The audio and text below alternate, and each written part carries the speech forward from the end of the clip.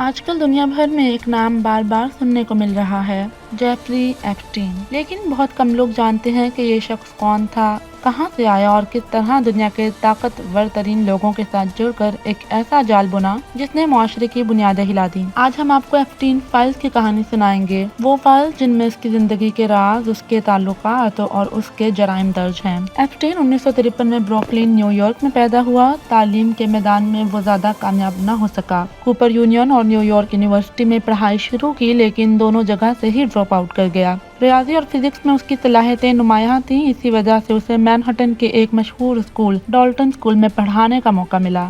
یہی وہ جگہ تھی جہاں اس نے بڑے بڑے لوگوں کے ساتھ تعلقات بنائے اور پھر جلد ہی فائنانس کی دنیا میں قدم رکھ کر اپنی زندگی کا رخ بدل لیا۔ ایپسٹین نے 1980 کی دہائی میں اپنی کمپنی قائم کی، جس کے ذریعے ارب پتی گاہکوں کے اثاثے سنبھالے۔ اس دوران اس نے سیاستدانوں، کاروباری شخصیات اور مشہور لوگوں کے ساتھ تعلقات بنائے۔ اس کے نجی جہاز اور جزیرے پر ہونے والی پارٹیاں مشہور ہونا شروع ہو گئیں۔ یاد رہے کہ امریکی کروڑ پتی شخصیت جیفری ایپسٹین کا دنیا بھر کے مشہور اور سیاسی شخصیات سے تعلقات تھے۔ 2005 میں جب فلوریڈا میں ایک کیس کے دوران اس پر ایک 14 سالہ لڑکی کو جنسی تعلقات کے لیے پیسے دینے کا الزام عائد ہوا تو اسے شامل تفتیش کیا گیا۔ بعد ازاں 2006 میں اسے جنسی زیادتی کے الزام میں گرفتار بھی کر لیا گیا اور گرفتاری کے بعد اس پر کئی نوعمر لڑکیوں کے ساتھ جنسی زیادتی کے الزامات لگائے گئے۔ جیفری ایپسٹین نے 2008 میں ایک لڑکی کے ساتھ جنسی زیادتی کرنے کا جرم خود قبول کیا، جس کے نتیجے میں اسے 13 مہینے کی سزا سنائی گئی۔ اس پر جنسی زیادتی کے علاوہ انسانی اسمگلنگ کا الزام بھی لگایا گیا تھا، لیکن کیس کی سماعت کا آغاز ہونے سے پہلے ہی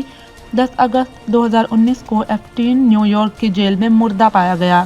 سرکاری طور پر اس کی موت کو خودکشی قرار دیا گیا، لیکن اس پر کئی سوالات اٹھے۔ جیل کے حفاظتی انتظامات پر تنقید ہوئی اور دنیا بھر میں سازشی نظریات سامنے آئے۔ ایپسٹین کے جرائم کئی دہائیوں تک جاری رہے اور تحقیقات کے مطابق یہ سلسلہ 1990 کی دہائی سے لے کر 2019 تک چلتا رہا۔ مگر سوال یہ پیدا ہوتا ہے، اگر ایپسٹین 2019 میں مر گیا تھا تو 2026 میں وہ دوبارہ کیوں خبروں میں ہے؟ اس کی وجہ یہ ہے کہ ایپسٹین فائلز اور اس کے تعلقات سے جڑی نئی دستاویزات، تحقیقات اور انکشافات وقتاً فوقتاً سامنے آتے رہتے ہیں۔ ہر نیا انکشاف دنیا کو ہلا دیتا ہے اور یہ یاد دلاتا ہے کہ دولت اور طاقت کے سائے میں چھپے جرائم کبھی مکمل طور پر دفن نہیں ہوتے۔ ایپسٹین کے موت کے بعد بھی اس کی کہانی ختم نہیں ہوئی۔ اس کی ساتھی غزلین میکسویل 2020 میں گرفتار ہوئی اور اسے طویل سزا سنائی گئی۔ میکسویل 1990 کی دہائی میں ایپسٹین کے قریب آئی اور اس کے سماجی حلقے کا حصہ بنی۔ الزامات کے مطابق وہ ایپسٹین کے لیے کم عمر لڑکیوں کو بھرتی کرنے اور انہیں اس کے سامنے پیش کرنے میں مدد کرتی رہی۔ متاثرین نے عدالت میں بیان دیا کہ میکسویل نے انہیں اعتماد میں لے کر ایپسٹین کے جال میں پھنسایا۔